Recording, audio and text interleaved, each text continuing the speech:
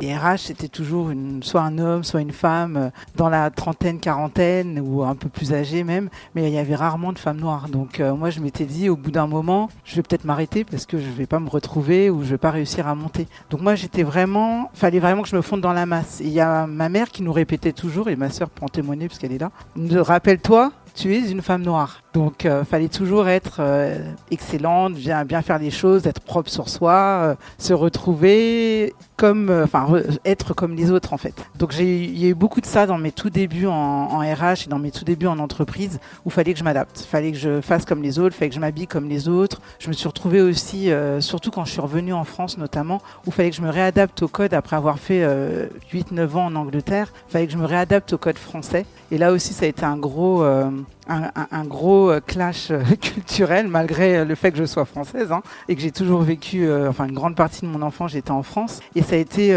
quand même très compliqué de me retrouver dans ces codes et encore d'être moi-même. Donc je me souviens aussi de moments où la veille d'un codir, j'étais à la maison en me disant qu'est-ce que je vais mettre demain avec mon conjoint. Il me dit, mets un pantalon noir, une veste noire, c'est sûr tu vas te retrouver avec tous les mecs qui sont avec toi. Habillée pareil, ça passe nickel. Donc c'était ça. J'étais très discrète, je ne parlais pas, mais la discrétion quand on veut monter en compétence, ça marche pas.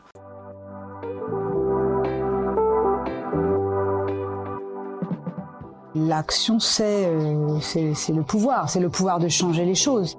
On devrait avoir 57% de femmes dans les comités dirigeants. On est à 17%. On devient femme de pouvoir. Le pouvoir pour le pouvoir, c'est pas un but. C'est Madame la Présidente. Merci d'être toutes là et tous. Donc moi je suis Nelly, je vais me présenter un peu après, mais je vais d'abord laisser Morning nous présenter ce magnifique espace qui est partenaire sur cette table ronde. Bonjour, Morning c'est moi. Non évidemment il n'y a pas que moi. Moi je m'appelle Stérène, je fais partie de l'équipe communauté au sein de Morning. Et du coup avec Mélina que vous avez probablement croisée en bas à l'accueil, on organise toute une série d'événements tout au long de l'année. Et là l'année 2026 c'est sous forme de temps fort qu'on va appeler des quartiers. Donc là, par exemple, c'est les quartiers de printemps. Après, on va avoir les quartiers d'été, quartiers d'automne. C'est à chaque saison. Et donc, on fait 2 semaines d'événements pour un peu fêter l'arrivée de la nouvelle saison. Déjà, je tenais à vous remercier d'être venus. Et merci aussi à Comet, qu'on est super fiers et heureuses d'accueillir. Et je pense que vous allez passer vraiment un super moment avec des femmes inspirantes. Bonne soirée. Bonjour à toutes et à tous, mais surtout à toutes. Vous êtes nombreuses ce soir. Merci d'être venues. Je suis Célia Sangère, je suis une des cofondatrices de Comet. On organise, nous, une série de tables rondes et qu'on fait là en partenariat avec les podcasts Joyeux Bazar et Le Pouvoir au Féminin. Nous, avec Comet, on accompagne des femmes qui sont sur des postes de management ou de direction, qui ont envie de continuer à avancer dans leur carrière et qui se sentent souvent seules face à des prises de décisions importantes pour construire la suite de leur trajectoire professionnelle. Et donc, on a une approche assez novatrice chez Comet. On leur constitue un board personnel, donc c'est une sorte de COMEX personnel. Ce sont des groupes d'une dizaine de femmes qui se retrouvent tous les mois, qui partagent des bonnes pratiques ensemble, qui s'entraident, qui font du co-développement pour se soutenir les unes les autres et continuer à avancer dans leur trajectoire. On est ravis de vous accueillir ce soir et je laisse la place à notre magnifique panel. Alors moi je suis Nelly, donc la créatrice du podcast Le Pouvoir au Féminin. Donc moi j'accompagne les directions dans leur transformation depuis une quinzaine d'années et à force d'accompagner des directions, je me fais la réflexion que j'accompagnais rarement des DG femmes et que quand je le faisais c'était un peu différent parce qu'on les attendait sur des sujets différents, parce qu'elles n'étaient pas nommées pour les mêmes raisons. Et donc j'ai créé le podcast Le Pouvoir au Féminin pour donner la parole aux femmes directrices sur leur vision du pouvoir en entreprise, pour montrer qu'il n'y a pas un leadership féminin mais autant de leadership qu'il y a de femmes et pour leur donner aussi la parole sur tous ces sujets-là. J'anime des tables rondes avec Comet depuis 1 an et demi maintenant, ça va être la 5e, je suis ravie. C'est notre 2e collaboration avec Morning également. Et là, aujourd'hui, j'ai demandé à Alexia de se joindre à moi parce qu'on a décidé de faire une table ronde sur le leadership et la multiculturalité suite à un écrit de Sandrine, qui est ici, qui nous a donné envie d'aller creuser le sujet, de se dire finalement, est-ce que la multiculturalité c'est un atout ? Est-ce que finalement c'est quelque chose à porter ? Est-ce que place on prend finalement avec sa multiculturalité et quelle place la multiculturalité prend aussi dans notre parcours. Donc c'est un peu tout ce qu'on va explorer. Et donc j'ai demandé à Alexia de se joindre à moi puisque avec son podcast Joyeux Bazar, elle explore la double culture et je vais la laisser se présenter. Donc bonsoir à toutes et tous, ravie de vous voir aussi, nombreux et nombreuses. Donc je m'appelle Alexia Sena et j'ai créé ce podcast il y a un peu plus de 6 ans maintenant qui s'appelle Joyeux Bazar et qui est un podcast sur la double culture. Alors double, si on en a une triple, on peut venir dans le podcast quand même, il n'y a pas de problème. Je suis pas et qui est un terme que volontairement je définis pas. Souvent je contacte ou on me met en relation avec des invités et je dis c'est un podcast sur la double culture. Tu veux venir ou pas? Et je laisse les personnes sentir ce que ça signifie pour elles ce terme, est-ce que ça produit,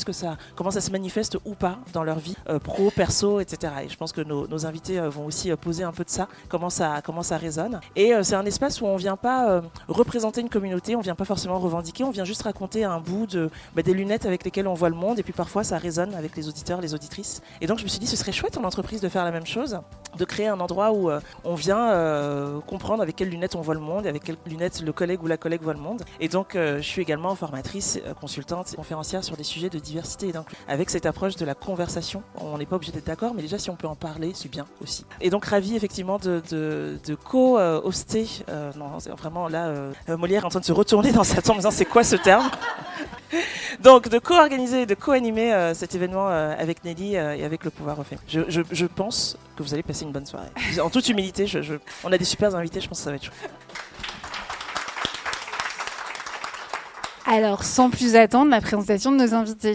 Donc, nous avons Belinda Sabatier. Alors, je dis les noms de famille pour la présentation, vous allez comprendre pourquoi après. Belinda, donc, qui est CEO de Qu'est-ce qu'il y a Consulting. Mais d'abord, vous avez été freelance sur la production de contenu. Ensuite, vous avez intégré le monde de la banque avec un parcours d'une 15aine d'années à divers postes de business opérationnel. Et aujourd'hui, vous êtes board member de plusieurs entreprises et donc fondatrice, je disais, de Qu'est-ce qu'il y a Conseil, qui fait de l'accompagnement stratégique de CEO et d'investisseurs.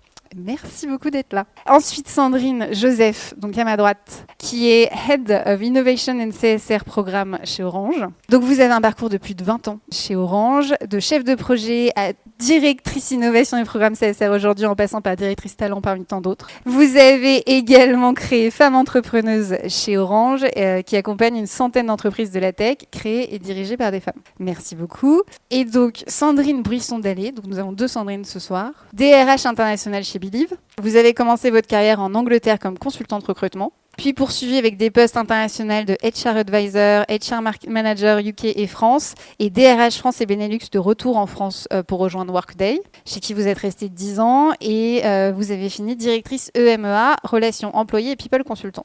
Excusez-moi pour l'anglicisme, on fait comme on peut. Vous êtes aujourd'hui DRH donc chez Believe. Merci à toutes les 3 d'être là, et je vais laisser Alexia lancer les échanges du coup. Tout à fait, c'est parti. Alors, la table ronde s'intitule Leadership et multiculturalité. Il y a un moment où quand même il va falloir qu'on fasse le lien entre ces 2 mots qui ont fait venir tant de monde. La première question qu'on a pour vous, c'est quels sont les liens justement entre leadership et multiculturalité pour vous, qui sont probablement des liens différents pour chacune d'entre vous, mais comment est-ce que le fait d'avoir une identité ou un parcours multiculturel a infusé votre leadership? Et je commence par vous, Sandrine. C'est quoi dans votre trajectoire à vous les liens entre ces 2-là? Comment l'un infuse peut-être sur... Donc bonsoir à tous. Moi, le côté multiculturel, il a surtout été lié à mon parcours professionnel. Donc comme Nelly l'a dit, j'ai commencé vraiment mon parcours en Angleterre, où là, la multiculture et le fait que je sois française simplement m'ont permis justement d'entrer dans des sociétés internationales et de travailler et de progresser en tant qu'RH. Et le fait aussi que je suis originaire de la Martinique, donc de la Caraïbe, comme on le dit souvent en Angleterre, enfin on le positionne en Angleterre, ça m'a permis aussi d'ouvrir mon réseau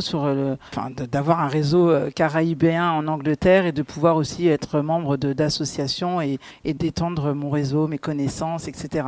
Et en termes de leadership, si on doit faire le lien, c'est aussi là que j'ai réalisé que le fait d'être dans une société internationale américaine en grande partie et de travailler en tant qu'RH en Angleterre en étant française. Il y a tout cette multiculture, l'international, etc. qui a drôlement impacté mon leadership et la manière dont je vois les choses, les différences, etc. Donc voilà comment je peux faire le lien aujourd'hui entre multiculture et leadership. On reviendra sur le leadership particulier tout à l'heure. Top, merci beaucoup Sandrine. Donc c'est intéressant parce qu'on voit que pour le coup, vous le positionnez, cette question du multiculturalisme, vous la positionnez à la fois comme une compétence, en disant je suis arrivée dans cet environnement anglais et moi j'étais française, donc forcément j'ai apporté une connaissance d'un autre marché, d'une autre culture, etc. Et puis vous avez parlé aussi de votre identité à vous. Je passe la même question, plus ou moins la même question à Belinda cette fois-ci. Comment est-ce que vous, votre identité multiculturelle a façonné et façonne peut-être encore votre leadership? Oui, je dirais que c'est vraiment constitutif de ce que je suis, parce que déjà je suis métissée en plus de plusieurs horizons, Asie, Caraïbes. Petite, j'étais dans un environnement où j'étais différente en tout cas d'un tissu. Et cette multiculturalité, moi je la définis depuis le début, et y compris dans le monde professionnel, comme étant mon essence, multiculturalité by design, quoi, pour prendre un mot à la mode et mettre ce catchphrase partout. Et concrètement, moi, ça m'a permis tout simplement de développer des compétences pour moi qui sont clés dans le monde professionnel. C'est tout d'abord, je dirais, une intelligence émotionnelle vraiment fine en fait des situations et alors c'est une richesse. Quand tu as une complexité cognitive, mais vraiment réelle dans le monde de l'entreprise. Comme toi, Sandrine, j'ai eu la chance d'évoluer en France, aux États-Unis et aussi en Angleterre. Et en fait, j'ai juste appris à faire ces passerelles en fait entre des mondes qui ne se parlent pas forcément dans mes périmètres de travail, les métiers, les départements, les cultures. Et donc, moi, je prends cette multiculturalité comme étant vraiment un standard, une norme chez moi. Et c'est ainsi que je l'ai embrassée dans mon parcours et ma posture de leader. Merci beaucoup. Alors je vais rebondir précisément parce que vous parlez de naviguer, d'avoir cette aisance pour naviguer dans des mondes avec des codes différents, des schémas aussi cognitifs qui peuvent être différents. Et Sandrine, vous nous avez parlé vous aussi de naviguer en parlant de double multiculture. Alors, mais pas seulement entre des marchés différents et des codes différents. Vous nous avez dit, ça m'aide aussi à naviguer dans le jeu politique de l'entreprise. J'aime ce rire. Ça annonce des propos croustillants. J'attends. La première chose dans laquelle on doit naviguer, c'est sa propre famille. Déjà, quand on grandit avec un contexte qui est extrêmement complexe, comme vient de le souligner Belinda, on parle plusieurs langues, on a affaire également à des réactions qui, dans un contexte extrêmement changeant, ne sont pas les mêmes. Et quand on rentre dans l'entreprise et qu'on est très jeune et qu'on doit apprendre justement les codes de l'entreprise, lorsqu'on a déjà bénéficié de cette formation intense, et croyez-moi que dans les milieux afro-caribéens, c'est une rare intensité, c'est vrai qu'on a cette ouverture et cette capacité d'adaptation qui est quasiment innée, alors qu'elle n'est pas vraiment innée, c'est qu'on l'a apprise de facto. Et ça nous a permis aussi d'évoluer et de nous révéler à nous-mêmes et de trouver notre place dans des familles qui peuvent être par exemple très grandes aussi, et où dans mon cas et dans ma famille, la multiculturalité n'était pas simplement la culture afro-caribéenne et française, il y avait énormément d'autres cultures européennes aussi qui se sont invitées. Donc c'est un ensemble, ça fait une sorte de, comme disait un tutti frutti, mais... Bon, c'est vrai que j'aime bien manger. Bon. Mais pour revenir sur la notion de naviguer, c'est pas une question de naviguer en eau trouble, comme on pourrait le penser. C'est une question de définir son cap, d'être un peu capitaine de son navire, d'avoir cette capacité à réunir des personnes différentes mais extrêmement complémentaires à soi, pas en les voyant comme une menace, mais comme étant une opportunité en permanence de s'enrichir. Et je pense que cette vision que l'on a de nous-mêmes, qui sommes de toute manière multiples, la question de l'identité, nous avons des identités multiples en quelque part. Moi j'aime bien cette phrase de Toni Morrison qui dit on n'appartient pas à un seul endroit. Moi j'aime bien parce que ça définit même de cette essence-là ce qu'est la multiculturalité. Ça veut dire qu'on a cette capacité à embrasser l'autre, d'embrasser d'autres cultures avec un élan qui est certes différent, c'est comme ça en tout cas que je l'entends dans mon expérience, et aussi j'ai eu des expériences dans des géographies extrêmement diverses, et j'ai rencontré aussi, aujourd'hui encore, je suis dans ce volet international, mais je m'ennuie prodigieusement quand je suis uniquement dans un contexte mononational, c'est clair. Merci beaucoup. Donc déjà, on a vu un peu ce qu'était, donc comment vous voyez la multiculturalité avec comme une norme, le by design, comme quelque chose qui permet de naviguer également. Moi, ce que j'ai envie de voir maintenant avec vous, c'est le fameux jeu de l'adaptabilité, parce que dans toutes les interviews qu'on a préparées, on a quand même entendu beaucoup l'adaptabilité et force et travers finalement entre être soi-même et s'adapter. Donc je vais commencer avec vous, Belinda. C'est quoi l'importance pour vous de l'incarnation de votre identité multiculturelle dans l'entreprise? Parce que vous avez dit, je suis by design, c'est ma norme, donc c'est quoi l'importance pour vous du coup? Alors, comment dire, elle est vraiment centrale parce que pour moi, c'est être multiculturel, être pluriel en fait en soi, mais c'est aussi l'incarner. Et pour moi, c'est là tout l'enjeu.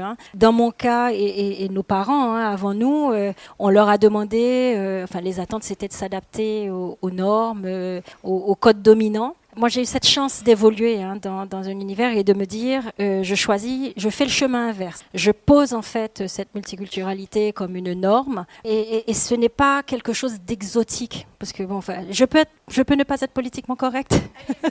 Voilà, c'est vrai, ce n'est pas. Lâche-toi.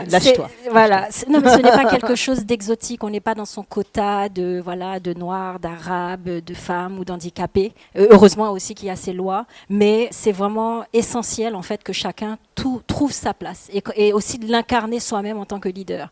Et c'est intéressant parce que ça produit des effets assez forts, puisqu'en fait ça pousse les barrières, ça permet aussi de repérer, d'objectiver, on va en parler peut-être, les biais inconscients que l'on a autour de soi, parce que c'est pas seulement le rejet ou le refus ou l'inacceptation, mais c'est aussi les biais inconscients autour de soi. Et donc, moi, c'est incarner vraiment cette multiculturalité avec professionnalisme, avec excellence aussi, parce que c'est extrêmement important, et repousser ces barrières autour de soi et permettre à chacun en fait de trouver sa place dans l'entreprise et dans les différents groupes en fait dans lesquels on se trouve. Merci. Ça amène plein de questions qu'on va creuser après, ne vous inquiétez pas. Merci beaucoup. Donc vous vraiment c'est la norme, ma norme c'est la multiculturalité et basta. What you see is what you get pour faire Jones. Du coup, Sandrine, tout à l'heure, on vous a posé la question du jeu politique. Vous avez répondu sur le fait que vous avez appris l'adaptabilité parce que parcours familial, parce que c'est la norme pour vous aussi d'apprendre. Ce que je voulais savoir avec vous, c'est comment est-ce que vous balancez finalement ce besoin d'adaptabilité et comment est-ce que vous l'incarnez et comment est-ce que ça vous sert finalement pour évoluer notamment et comment est-ce que vous faites avec votre besoin d'ancrage également pour être soi-même. J'ai 2 minutes pour répondre à une question sur laquelle je pourrais écrire un livre. Je pense qu'on a oublié de vous dire une chose qui est quand même importante, c'est que le chemin n'a pas été simple, linéaire. Soyons très clairs, on a aussi connu l'adversité. Je pense que c'est important d'avoir cette clarté et cette honnêteté d'esprit. L'adversité ne veut pas dire qu'on a baissé les bras, ça veut dire que justement, il fallait s'adapter, être plus malin que les gens qui étaient devant nous. Et justement, quand il y a de l'adversité, notre capacité à comprendre les situations, par moments à les anticiper, mais par moments on n'y comprend rien, on fonce droit dans le mur, voilà. Mais par contre, on a cette capacité de résilience qui nous permet de nous relever. Pourquoi ? Parce qu'avant nous, il y a eu un tas de personnes qui sont passées et qui se sont relevées et qui nous ont appris effectivement à ne pas rester à terre. Et ça, cette question de l'adaptabilité est la base même de notre résilience, mais c'est aussi un sujet où on a vite fait de se retrouver pris dans nos propres tropismes, à tellement anticiper, à se créer, on va dire, des standards tellement élevés qu'on ne nous a pas demandé, à nous épuiser. Donc ça, je pense que c'est important d'avoir l'honnêteté de se le dire aussi. C'est que être excellent, oui, bien sûr, on nous a élevés effectivement dans cette culture. Elle est importante de la revendiquer et c'est même exigeant. C'est vrai, tous les jours, ce n'est pas évident, mais c'est important que de l'être. Maintenant, il faut aussi savoir et comprendre jusqu'où on doit aller pour pouvoir évidemment passer les caps et savoir conserver également de son énergie pour des choses effectivement qui ne relèvent pas que du professionnel mais également du personnel. Et là, j'en viens sur le point de l'ancrage. L'ancrage, c'est quoi ? C'est l'endroit où on va se sentir à l'aise, bien. Ce sont des personnes ou des lieux qui sont des lieux ressources et des personnes ressources. Les personnes ressources sont des amis. Voilà. Ça peut être la famille. Ça peut être aussi un lieu. Moi, en tout cas, j'ai fait le choix, par exemple, de vivre en province. Pourquoi ? Parce que c'est un lieu où, quand je dis bonjour, la personne, effectivement, attend. Et en plus, ça me répond. Vous voyez ? Et quand je dis comment vas-tu, je sais que c'est sincère. Et quand il me dit bonjour, ou qu'elle me dit bonjour, c'est vraiment, littéralement, je te souhaite une bonne journée. C'est ce que ça veut dire, bonjour. Bon, ici, c'est bonjour, dit hop, ça, c'était qui ? On comprend rien. Bon. Donc ça, pour moi, c'est important de ralentir, parce que je suis quelqu'un qui est très rapide.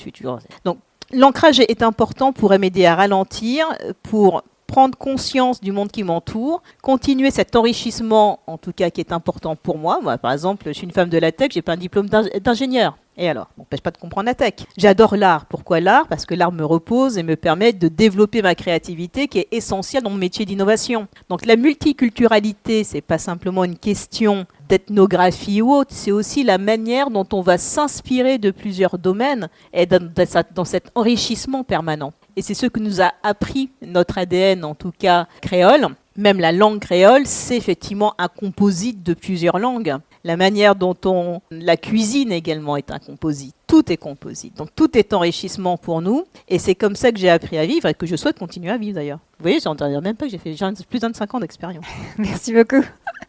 On a parlé adaptabilité, ancrage, être multiculturel comme une norme. Moi, ce que j'aimerais voir avec vous, Sandrine, du coup, c'est votre rapport à vous au code de l'entreprise. Parce qu'on en a pas mal parlé. Et comment est-ce qu'on navigue finalement entre être soi-même et ces évolutions de carrière vis-à-vis du code de l'entreprise, des codes de l'entreprise notamment. Ouais, non, les codes, c'est...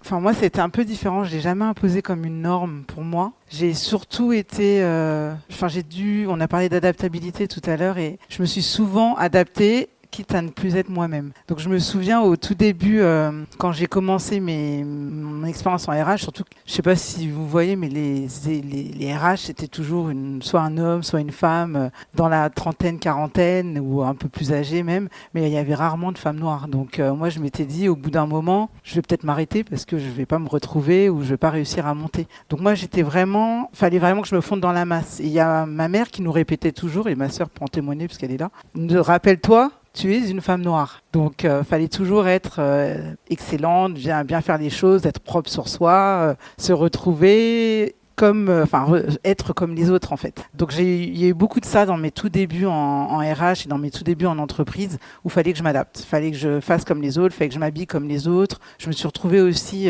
surtout quand je suis revenue en France notamment, où il fallait que je me réadapte au code après avoir fait 8-9 ans en Angleterre, il fallait que je me réadapte au code français. Et là aussi ça a été un gros clash culturel malgré le fait que je sois française et que j'ai toujours vécu, une grande partie de mon enfance j'étais en France. Et ça a été quand même très compliqué de me retrouver dans ces codes et encore d'être moi-même. Donc je me souviens aussi de moments où la veille d'un codir, j'étais à la maison en me disant qu'est-ce que je vais mettre demain avec mon conjoint. Il me dit, mets un pantalon noir, une veste noire, c'est sûr tu vas te retrouver avec tous les mecs qui sont avec toi. Habillé pareil, ça passe nickel. Donc c'était ça. J'étais très discrète, je ne parlais pas, mais la discrétion quand on veut monter en compétence, ça marche pas. Donc il faut quand même pouvoir parler de soi, il faut pouvoir dire ce qu'on a envie de dire, il faut pouvoir donner son opinion, son avis. Et plus on est discrète, et moins on va se rappeler de vous et pouvoir vous permettre de monter. Donc au bout d'un moment, il fallait que je redevienne moi-même. Il fallait aussi que je m'adapte au code et que je fasse, que je mette en avant mes connaissances, mes compétences, comme on a parlé Belinda. Il fallait quand même montrer qui je suis et qui je suis en tant qu'RH noire dans une société française, même si elle était internationale, mais française. Donc ces codes-là, c'est difficile de les naviguer, de les comprendre, mais à partir du moment où on arrive à être soi-même et à les mettre en avant, je pense qu'on arrive à se retrouver. Et l'authenticité gagne quand même dans les entreprises tant qu'on arrive à faire son boulot et qu'on montre nos compétences et qu'on les met en avant. Et c'est surtout ça aussi, les compétences clés que j'avais, j'ai pu les mettre en avant et c'est ce qui m'a permis aussi de monter. Et c'est pas forcément parce que je suis une femme noire en RH et je me suis dit je vais rester bloquée. Non, c'est parce qu'il y a aussi tout ce côté international, multiculturel que j'ai mis en avant et qui m'a permis de monter en compétences. Donc ça a quand même aidé et je l'ai utilisé dans ce sens-là. Voilà, je sais pas si j'ai répondu à la question. Attends. Ah, t'as envie de savoir autre chose. Attends. Le code, pour être honnête, tu l'as utilisé ou tu l'as craqué ? Je l'ai utilisé parce qu'il faut l'utiliser. Ouais. Au bout d'un moment, je l'ai pas forcément craqué, mais je l'ai adapté à ce que je voulais. Bah donc tu l'as craqué. Si tu veux dire comme ça.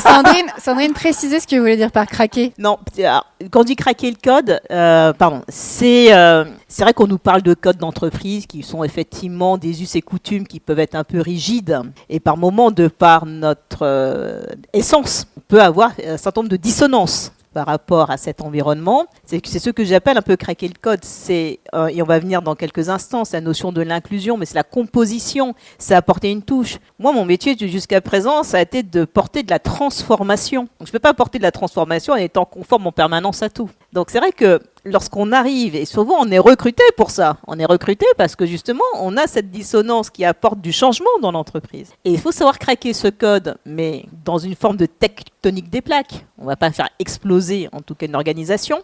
Mais le sujet, c'est comment apporter également sa touche et sa touche multiculturelle pour faire évoluer ce code, le faire muter, pour le bien évidemment du plus grand nombre et évidemment de l'actionnaire en particulier. Mais c'est vrai que c'est important de se dire, on est là en train de dire ouais, il faut que vous soyez conforme. Non, premièrement, voilà, soyez vous-même. Osez un peu péter la machine, craquer le code, amusez-vous. Ouais. Après, Nous, c'est en sûr, tout cas, je l'ai fait. Je me suis éclatée. Après, c'est sûr que c'est pas toujours facile et je pense que ça, on l'obtient aussi avec le temps, l'âge, les compétences et quand on est beaucoup plus en capacité. Sandrine, moi, de le les petit mettre brin en de avant. folie, je l'ai gardé, hein, je crois moi. Oui, On oui. va laisser- Je vais- Allez-y, puis on passera à la Ok, question donc- d'après. Non, alors ça me fait beaucoup sourire. Alors moi, moi j'ai eu une approche très malicieuse des choses. Quand tu parlais de craquer le code, non mais en fait, je l'ai toujours joué candide. J'arrive je ne m'adapte pas. Et en fait, voilà. Non, c'est vraiment. C'est l'environnement que ça Et s'adapte je à toi. laisse en fait l'inconfort chez l'autre. C'est pour ça que je dis c'est un peu malicieux. Typiquement, je sais pas, une anecdote, hein, et pardon, il faut vraiment que je prenne l'histoire. J'arrive, donc moi c'est un parcours bancaire, hein, donc voilà, comme ça, sérieux, investment banking, donc voilà, il y a des codes, on parlait de codes, costume, cravate, et pour les femmes c'est le tailleur, hein, voilà. Moi j'arrive, pendant l'été, je m'habille en sari. Je suis sur le campus de Montrouge, Crédit Agricole CIB. J'ai une tunique. Je vais avoir par exemple, mon tailleur, mais j'ai un truc kényan au-dessus de moi comme châle. Donc, en fait, quiconque va dire ça fait de ton pays, je dis mais qu'est-ce qui vous fait penser que ça fait de mon pays ? Voilà.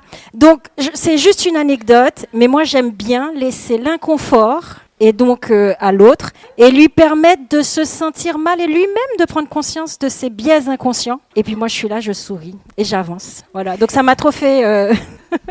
D'où viens-tu, Belinda? Non, la question c'est d'où viens-tu vraiment? Parce que souvent on Oui, répond vraiment. d'où viens-tu? Je viens de Chambéry, et là c'est la suite qui est intéressante. Non mais en vrai, Je viens d'où? d'Ardèche. Voilà. Je viens d'Ardèche au Benin. Voilà. C'est souvent la question d'après qui est intéressante. En tout cas, j'ai l'impression qu'on commence à bien toucher au cœur du sujet. J'espère que vous commencez à sentir toute la complexité de ce dont on va parler aujourd'hui, de ce dont on est en train de parler, avec à quel point est-ce que je m'adapte, à quel point est-ce que j'épouse les codes, à quel point j'arrive et je dis je ne m'adapte pas. C'est quoi ton problème? Ok, il y a aussi ça comme style possible. Je vais commencer par m'adapter parce qu'à un moment quand j'arrive dans une boîte et que je regarde qui est autour de moi et surtout quand je regarde qui est au-dessus de moi, je me dis waouh, il y a personne qui me ressemble ici, il doit y avoir un moule et je suis pas dedans. Donc je vais rentrer d'abord dans le moule et puis quand je vais monter suffisamment haut, peut-être que là je vais commencer à sortir mon sari si je l'avais pas encore sorti, sortir mes cheveux si je les avais un peu cachés, etc., etc. Ce qui est intéressant aussi, c'est que donc là vous nous avez parlé, merci d'avoir partagé ça avec nous. Vous avez parlé de comment comment vous avez avancé dans vos différents environnements professionnels avec cette multiculturalité. Mais vous vous rappelez, le premier mot clé c'était multiculturalité, le deuxième c'est quand même leadership. Qui dit leadership dit leader et donc dit j'ai des équipes que je fais grandir, que j'entraîne avec moi. Donc au-delà de comment vous vous êtes adapté, il y a aussi eu toutes ces personnes qu'il a fallu faire grandir. Donc je vais commencer par vous, Belinda, puisque le statement était très clair. Moi, je ne m'adapte pas. C'est quoi ton problème? Donc, comment est-ce que vous faites grandir vos équipes sur ces questions-là? Comment vous les aidez finalement à naviguer à travers les codes? Alors, j'aime beaucoup répondre par mots-clés. Hein. Donc, ce mot-clé-là, c'est l'exemplarité. C'est ainsi que je parlais tout à l'heure d'incarner. Incarner ce leadership inclusif, c'est aussi par l'exemplarité. On l'a dit, enfin, on ne l'a pas encore dit, mais c'est un fait aujourd'hui que le multiculturalisme, c'est un élément, c'est un levier formidable de performance durable. Donc partant de ça, pour moi, voilà, il y a pas de sujet. Maintenant sur mes équipes, je prends aussi une petite anecdote, mais je me rappelle une fois, j'étais responsable d'une équipe back office, donc plusieurs collaborateurs de différentes origines, entre ceux qui sont qui faisaient le Ramadan et ceux qui avaient leur cheveux. Et je prends des problématiques vraiment très, très, très terre à terre. Hein. Une jeune femme qui avait de superbes cheveux, une Kenyane, et qui se lissait les cheveux et trucs, et puis elle disait « Ah, je perds mes cheveux, etc. » Et je dis « Mais pourquoi tu te lisses les cheveux ?» Et elle me dit « Mais parce que sinon, ça fera pas professionnel. » Bon, c'est un exemple en fait très banal, mais d'un drame que vivent beaucoup de femmes dites racisées. Je déteste ce mot. Voilà, je ne supporte pas. Mais bon, comme ça parle à tout le monde. Et je lui dis non, mais viens avec tes cheveux à la nappy, hein, c'est-à-dire comme tu l'as, Alexia, etc. Et progressivement, en fait, elle est venue avec ses cheveux et avec voilà. Quelqu'un aussi, et on va le prendre, quelqu'un qui est musulman, qui fait le Ramadan. Pareil, c'est aussi faire la place dans les espaces professionnels pour ces personnes de pouvoir simplement dire tout comme d'autres font le carême, ils font aussi le Ramadan et il n'y a pas de sujet en fait. Est-ce que ça impacte la performance? Alors moi j'ai déjà eu des cas où quelqu'un a dit oui un tel il est moins performant là, faut pas trop lui demander hein, un tel parce que là ça va être Ramadan. En fait c'est quoi ton problème? Est-ce qu'il t'a fait un fail dans tes process? Est-ce qu'il t'a fait... Donc en fait c'est ça. C'est aussi exemplaire, faire des espaces en fait où ces expressions diverses peuvent le faire. Tout comme moi j'ai accueilli cette pluralité de soi en moi, c'est aussi permettre aux autres de trouver cet espace. C'est aussi permettre, on parle d'inclusion, Sandrine, c'est extrêmement important. C'est aussi permettre toutes les formes d'expression atypiques ou de prise de décision atypique. C'est aussi levier de performance. Et pour finir, je dis exemplarité, mais je raisonne beaucoup par image. C'est comme un puzzle que l'on a. Et moi, en fait, mon rôle de leader dans une organisation, et à quelque échelle qu'elle soit, un manager de 10 personnes, 50 personnes ou 500 personnes, c'est de faire en sorte que les pièces du puzzle s'emboîtent. Sans friction. À l'heure où en entreprise, on parle de frictionless customer experience, les collaborateurs, nos pairs, sont aussi en fait des clients et l'inclusion, c'est aussi une forme de customer experience. Voilà. Pour rester dans des vocabulaires très professionnels. C'est la sphère. Merci beaucoup Belinda. Donc très clair comment toi tu aides à naviguer en étant toi-même, en incarnant et en encourageant. Sandrine, vous nous avez parlé vous de comment est-ce qu'on craque les codes et comment est-ce qu'on trouve cet équilibre entre je sais qui je suis, je sais où je vais et en même temps j'accepte la réalité qui est qu'il y a un certain nombre de codes en entreprise. Comment est-ce que vous ça se passe avec vos équipes? Qu'est-ce que vous leur dites? Quels conseils vous leur glissez au creux de l'oreille pour que la carrière se passe bien pour eux et pour elles aussi? Éviter de faire ce que je fais. Ça reste entre nous. Déjà, je leur fous la paix. C'est fou, hein. Je pense que c'est important dans une équipe que chacun puisse se révéler dans ses talents en étant lui-même, plutôt que d'essayer de se conformer à un modèle de leadership souvent qu'on a tendance à imposer dans l'entreprise. Et mon premier rôle, c'est d'observer et surtout de laisser la parole à la personne que j'ai en face de moi, de lui demander quelles sont les choses qu'elle aime faire avant tout.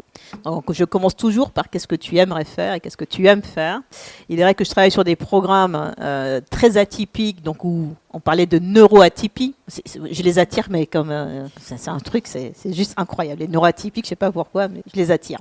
Sans doute parce que j'ai cette capacité de les accueillir dans leurs différences et de les laisser s'exprimer en tant que tels. Après, là, par exemple, je dois gérer un ensemble considérable de 23 personnes très atypiques. À un moment donné, c'est en tant que chef d'orchestre, c'est comment on joue quand même une mélodie qui soit à peu près harmonieuse et qu'on puisse également produire des résultats et atteindre les standards de performance. Et c'est là où le leader multiculturel a cette capacité à comprendre les différences des autres et à les harmoniser. En tout cas, c'est ce que je ressens. Et à chaque fois qu'une personne arrive différente dans l'ensemble, l'ensemble se déforme et absorbe, mais de manière sous forme d'une émulsion qui est positive. L'autre, il n'y a pas de rejet, il y a plutôt toujours un accueil. Et créer les conditions d'accueil de l'autre dans ses différences et dans ses potentialités comme étant quelque chose qui fait progresser d'abord le collectif et ensuite se mettre au service des autres pour accélérer. Oui, alors c'est vrai que c'est pas facile tous les jours, parce qu'il y a quand même des personnalités qui sont largement complexes, soyons clairs, mais cette complexité est souvent révélatrice d'une frustration. Donc à chaque fois, c'est pas être psycho, mais comprendre l'autre et l'accueillir tel qu'il est. Et une fois que la personne se révèle telle qu'elle est, on commence à on rentre tous dans une zone de plaisir de travail. Mais ça demande de la patience. Mais très concrètement, Sandrine, moi, je suis dans la salle, Ouais. je vous écoute, je bois vos paroles, et je me dis, tiens, elle explique comment elle a craqué le code, et elle explique à la fois qu'il y a des codes, Bien sûr. elle en a parfaitement conscience, Il y a plein de mais lignes de qu'en code. même temps, elle sait qui elle est, et donc c'est ce que vous avez exprimé tout à l'heure, c'est ce balancement entre des moments, les lieux d'ancrage où Mais je suis je moi-même, doute tout le etc., temps, c'est pour etc. ça que je progresse. Mais du coup, moi, je suis dans le public et je me Ouais. dis, justement, moi, je me pose la question. Je vais aller voir Sandrine à la fin de la table ronde et je vais lui demander Parce que ça va sur, partir, à mon avis. sur tel ou tel sujet avant je vais courir après elle dans l'ascenseur. Telle une groupie, je vais courir après elle dans l'ascenseur et je vais lui dire, mais Sandrine, moi j'ai tel et tel sujet en ce moment au boulot, qu'est-ce que vous me conseillez? Est-ce que là il vaut mieux que je me fonde dans la masse ou est-ce qu'il vaut mieux que je campe sur mon identité, qui je suis? Comment vous avez managé des équipes avec plusieurs personnes? Est-ce que vous avez un discours? Est-ce que vous adaptez le discours en fonction de la personne? Qu'est-ce que vous leur dites finalement, puisque vous êtes dans cet entre-deux, mais que vous gérez magnifiquement parce que c'est vous, mais quand il y a l'autre personne qui vient vous voir en disant tu es ma manager, qu'est-ce que tu peux me dire? Qu'est-ce que vous lui dites à cette personne-là? Rien. Ok, Mais- donc ne pas rentrer dans l'équipe de... attention. Non, à un moment donné, j'ai cette personnalité qui me fait de moi une personne très atypique et je ne peux pas demander à une personne autre d'adapter une recette. Moi, j'ai pas ma secret sauce. J'ai même pas demandé à mes parents. Si, quand même. Ouais.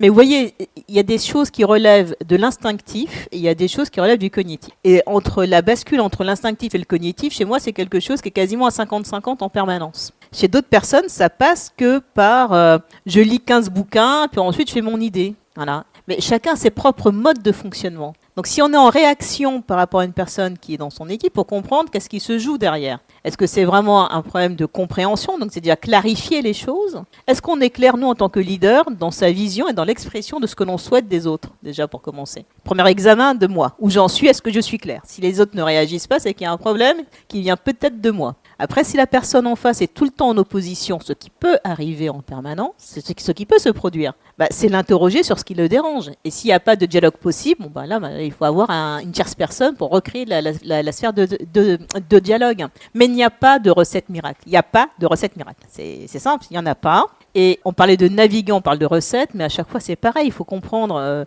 les premiers navigateurs qui n'avaient pas de sexe, qui n'avaient pas de boussole, ils ont appris à s'orienter par les étoiles. Ensuite, ils ont créé d'autres outils. Et par moment, le sujet, c'est comment on se crée sa propre boîte à outils qui nous permet, nous autres, de se donner un cap et justement de mener les autres dans le même bateau que nous. Mais être capitaine d'un navire avec des personnes d'âge différents, de différentes cultures et avec également des compétences complètement et un parcours professionnel complètement différent, oui, effectivement, c'est challenging. Après, moi, évidemment, si j'ai travaillé dans la banque avec des gens qui ont fait que des parcours de banque, tant pis pour eux. C'est pour ça que j'ai pas fait de banque. J'ai senti que la phrase d'après, c'était tant pis pour eux. Non, j'ai pas plus loin.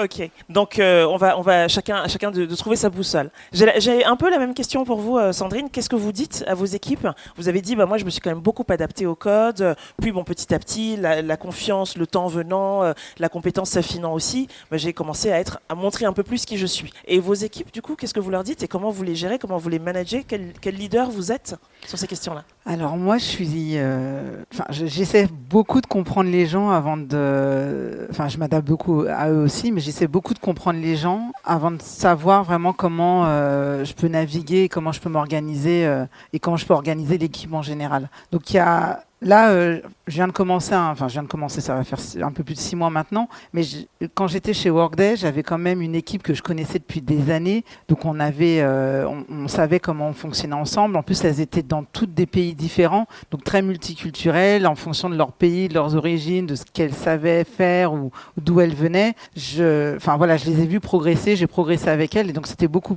beaucoup plus simple. Et là, maintenant, je me suis retrouvée dans une équipe où, justement, il fallait que j'apprenne à les connaître, voir comment ils fonctionnaient, savoir comment m'adapter à eux, et je reprends le terme d'adaptation parce que je pouvais pas juste arriver et dire voilà comment je suis et voilà comment je veux qu'on bosse. Il fallait aussi que je vois comment la société était organisée, comment les équipes étaient organisées et comment je pouvais justement comprendre ce qu'ils avaient besoin pour pouvoir les faire progresser et travailler dans un environnement qui les convenait. Donc au final, pour moi, c'était beaucoup d'adaptation et ça reste toujours encore de l'adaptation parce qu'en fonction aussi de la situation de chacun et de leurs situation personnelle, il faut toujours essayer de s'adapter à leurs besoins, à savoir comment ils vont, qu'est-ce qu'ils ont besoin, comment ils ont besoin de progresser, comment ils voient leur avenir dans la société. Et c'est vrai que moi, le mot, c'est adaptabilité tout le long, quoi.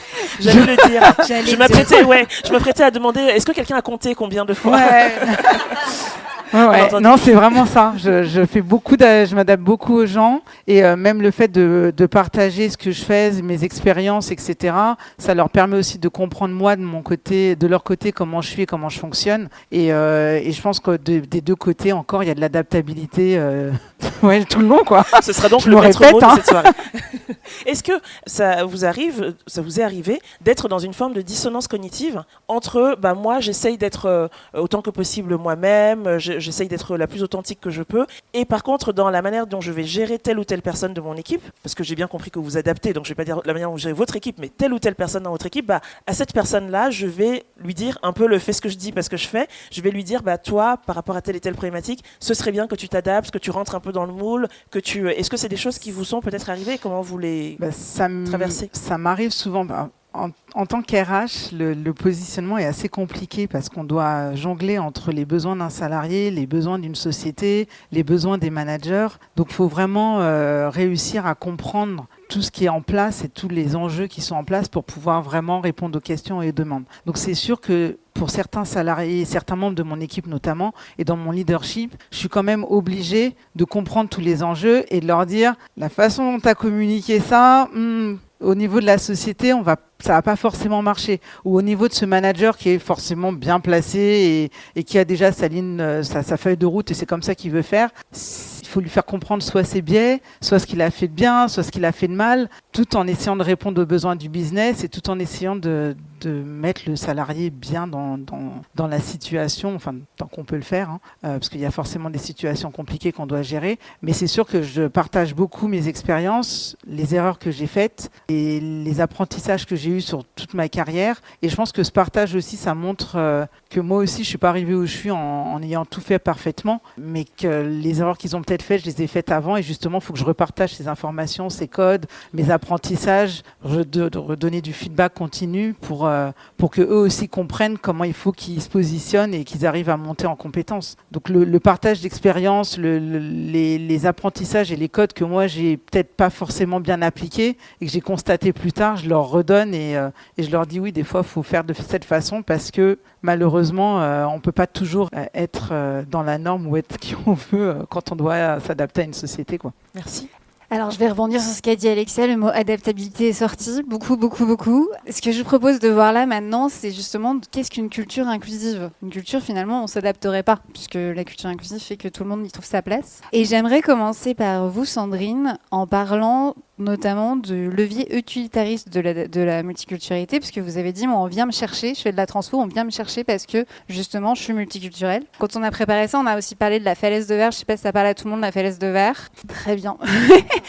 La falaise de verre, c'est quand on nomme une femme à un poste, en fait, qui est impossible. C'est-à-dire un poste qui est extrêmement compliqué. C'est juste qu'en général, elle ne le sait pas avant de prendre le poste. Le mot falaise de verre vient du fait que quand vous prenez le poste, il n'y a pas trop d'accroche pour arriver en haut de la situation. Beaucoup de femmes aujourd'hui ont des postes de direction grâce à des falaises de verre, parce qu'elles réussissent à le surmonter. L'enjeu en plus de la falaise de verre, c'est que très souvent quand elles y arrivent, après un homme prend la place. Voilà. Mais la falaise de verre, c'est le fait de prendre un poste que finalement les hommes ne veulent pas vraiment. Que personne d'autre ne veut parce qu'il est très compliqué. Du coup, la question par rapport à ça, c'est, vous avez dit tout à l'heure, on vient me chercher pour la multiculture.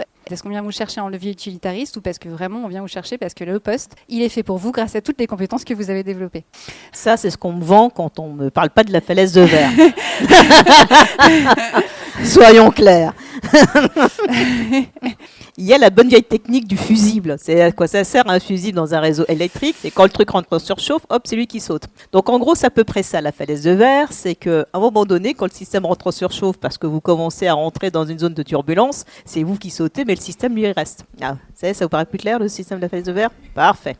Moi, j'ai quand même eu cette chance d'avoir une grande partie de mes postes qui n'existaient pas. Donc souvent, j'ai créé ou des activités, parce que dans mon ADN, je suis plutôt une bâtisseuse qu'une gestionnaire. Du moment que je rentre dans la gestion, c'est là que je commence à rentrer dans ma zone rouge, où je commence à essayer de casser le truc pour le recréer. Donc autant pour moi et pour le bien de tous, que je continue à bâtir des choses.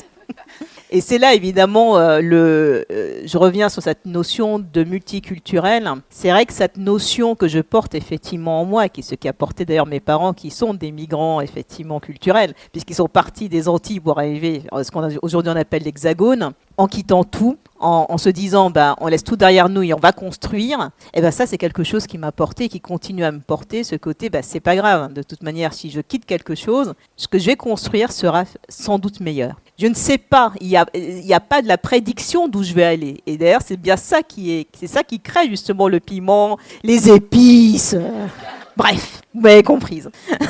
Mais en tout cas, ce côté de l'aventure, de l'imprédictible, est pour moi quelque chose d'extrêmement excitant parce que j'ai effectivement, et c'est exactement qui je suis, ce n'est pas grave de quitter quelque chose puisque j'ai l'opportunité de construire quelque chose d'autre. Et ça, c'est ce qui m'intéresse en permanence et c'est pas pour rien si aujourd'hui je suis à la fois innovation et à la fois CSR parce que le CSR est quelque chose qui n'a de cesse effectivement de se réinventer en permanence et souvent ce sont des équations extrêmement complexes. Donc simplement pour vous dire, moi en tout cas dans mon parcours, je n'ai jamais choisi de manière linéaire en disant je vais rentrer dans la filière marketing, je vais commencer par chef de produit marketing, je vais devenir directrice marketing. Non, c'est pas vraiment les choix qui m'intéressaient. Alors oui, par moments j'ai eu des choix un peu hasardeux. Tout à l'heure quand tu as fait ma présentation, tu as dit elle a commencé par l'informatique, elle est passée par les RH, maintenant elle est dans l'innovation. Mais à chaque fois il y avait des choses à transformer, des choses à construire et avec des personnes qui avaient cet état d'esprit de l'aventure. Et moi c'est ce qui me fait vibrer et c'est qui je suis. Après, tout le monde dans la salle n'a pas ce caractère effectivement aventurier. Je pense que notre ami DRH est un peu plus modéré que moi, mais confirme. Voilà. Je sais pas, ça me recruterait demain pour faire quoi que ce soit dans son environnement. Elle va tout casser. Je déforme les structures. Toutes mes politiques d'entreprise.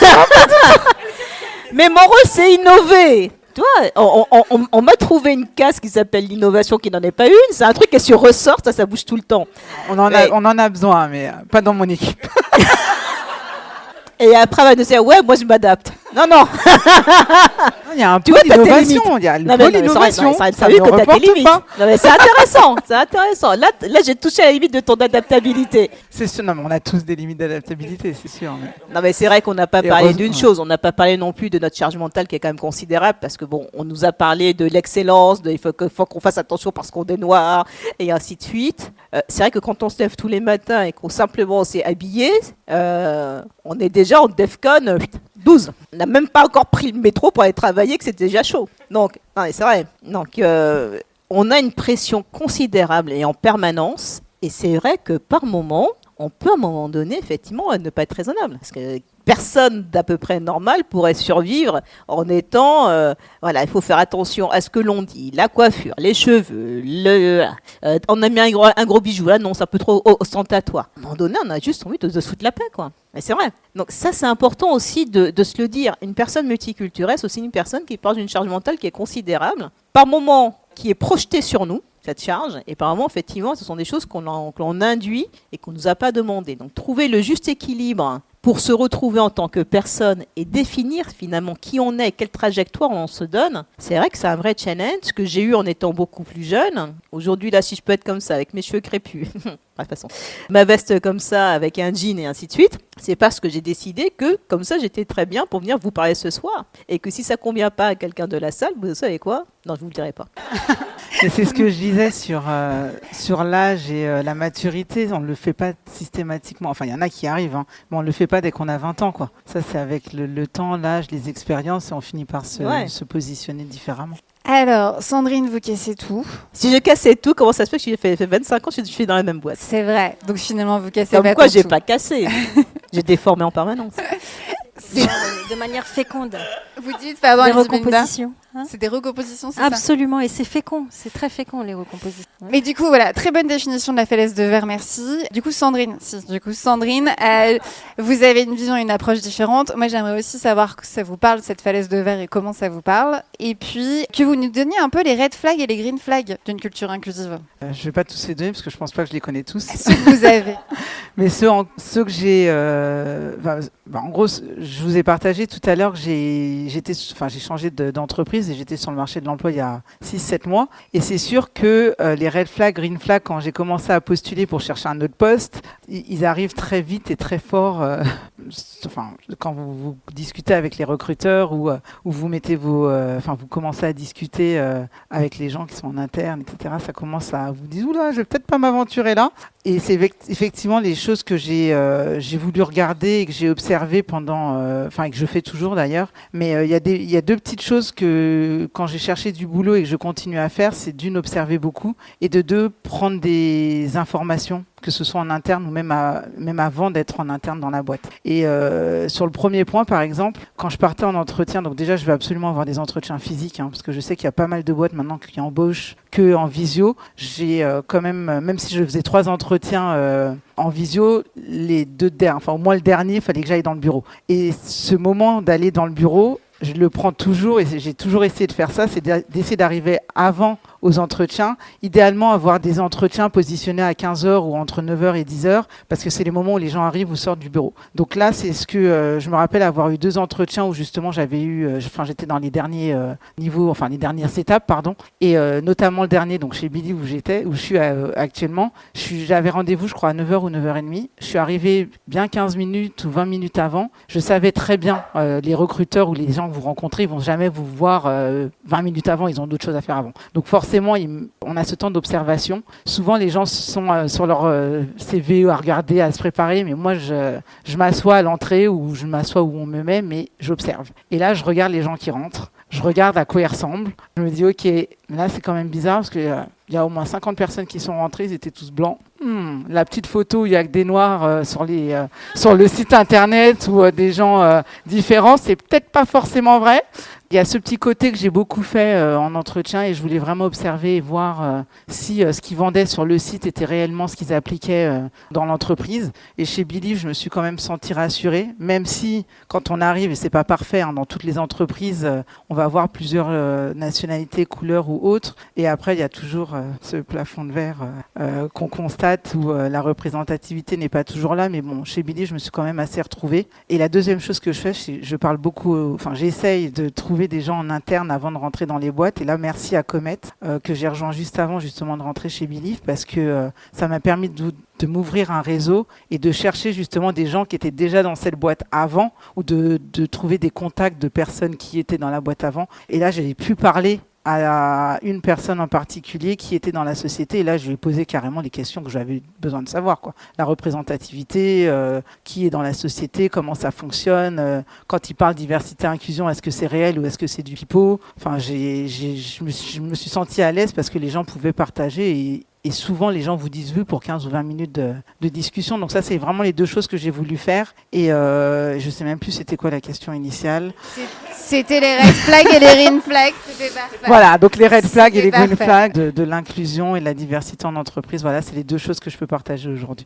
Et Belinda, pour cette dernière question, comment selon vous on crée une culture inclusive? Parce que vous avez dit votre postulat, c'est la norme, la multiculturalité. Donc selon vous, qu'est-ce qui fait qu'on crée une culture inclusive? Alors, un autre mot-clé, je dirais, c'est créer des espaces où chacun trouve sa place, mais dans ces recompositions dont on parlait. Moi, ça m'a beaucoup inspiré. Je vais prendre une image, vous l'avez compris, je suis beaucoup dans les images. L'inclusion, une culture inclusive, c'est pas j'ai une boîte, et puis, ou alors ça, et puis j'essaie de faire rentrer, chacun dedans. C'est en fait, on recompose avec cette complexité humaine. Pour moi, c'est vraiment ça, l'inclusion, c'est de recomposer composer constamment avec la complexité humaine pour que chacun trouve sa place. Je n'ai pas de recettes, tu sais, tu parlais tout à l'heure Nelly, de recettes, etc. Mais il y a quand même un certain nombre d'éléments de bon sens. Hein. Voilà, faut revenir au bon sens en matière de nature humaine, de matière humaine. Moi, puisqu'on parle de multiculturalité et leadership, hein, donc je reviens dans le monde du travail. Ce que j'ai pu appliquer, moi, c'est des petits leviers comme ça, je le disais, hein, de l'incarner au sommet. J'ai eu la chance de pouvoir occuper des postes. Tu parlais de falaise de verre. En fait, moi, ça me titille quand on pense me mettre dans un poste où like they're setting me for failure. Non, en fait, they're not setting me for failure parce que moi, ça me booste, c'est mon adrénaline. Et donc, je tiens ma place et je prends ma place. Donc, et je l'incarne. C'est vraiment... et puis, on se casse les dents. Des fois, on se heurte au code et autres, mais on prend sa place. Donc, on l'incarne au sommet. Et puis, je dirais, les Américains, what you vision is what you see. Donc, ça ne se décrète pas. Donc, vraiment, c'est dans on l'incarne. C'est un terme, vous l'avez vu, je l'ai répété plusieurs fois. Le deuxième petit levier, je dirais, c'est, on en avait parlé, Alexia, c'est walk the talk. Je crée cette culture inclusive, mais typiquement, concrètement, quand je suis face à des décisions de promotion, quand je suis face à des décisions de donner des opportunités, c'est de les poser et c'est de véhiculer, c'est de permettre aussi cette diversité, d'être dans cette grille de lecture-là. Bien sûr, à isopérimètre de compétences. Voilà, je ne vais pas je prends Fatoumata ou Ibrahima ou autre s'il n'a pas les compétences. Mais c'est aussi avoir cette cohérence entre les décisions et les actions que l'on incarne en tant que leader dans une organisation. Et puis, je dirais, ça c'est un peu une petite hygiène de vie. C'est de savoir dire non, en fait. Je le crée comme ça. Tu disais, Sandrine, tu regardes et puis tu te dis, est-ce que ça te va ou pas ? En fait, c'est aussi une forme de dire, là, je vais pas y aller. À un moment donné, tu as dit ça. Mais c'est ça aussi de l'incarner. Moi, il m'est arrivé... de postuler pour un poste de CEO à l'international. Et puis je dis, comme je rentre dans le vivier, je veux, donnez-moi l'Australie. Voilà, l'Australie, ça surfe, ils sont beaux, etc. Et donc je dis, voilà, et c'est agréable, on est d'accord. Donc je dis, moi, j'aimerais bien prendre le poste de CEO de l'Australie, c'est super. Et là, le responsable international des CEO me dit, ah ouais, ce serait pas mal, Belinda. En plus, t'es une femme, la diversité, etc. Et puis, en fait, quand je disais je suis malicieuse, je le regarde et je lui dis... et encore, tu sais pas, avec moi, c'est jackpot, hein, parce que je t'ai pas dit, mais je suis mère célibataire et je suis lesbienne. Donc... Et là, je lui dis, à ce niveau-là, tu coches toutes les cases. Bon, tout ça pour dire, voilà, c'est aussi oser et mettre ce malaise, en fait, chez les gens. Voilà, c'est savoir dire non aussi. Bref, hein ? Et le quoi ? Non, j'ai pas eu la job, voilà, c'est... Et j'ai pas eu la job, malheureusement. Non, mais sinon, je serais avec un surfeur, hein, je serais une desperate housewife de surfeur. Et donc, si j'avais un mot à dire, je parlais de what you see is what you get, ma DA, direction artistique, parce que j'ai une fille qui parle tout le temps, c'est quoi la DA, maman, nana. Moi, ma DA, c'est vraiment le leadership, c'est pas de la militance, le multiculturalisme et la multiculturalité en entreprise, c'est pas de la militance, c'est une posture stratégique. En entreprise, celles qui favoriseront cette multiculturalité seront en avant. La multiculturalité, c'est le leadership de demain, en fait, pour moi. Voilà, si je devais résumer. Merci beaucoup. Et merci à toutes.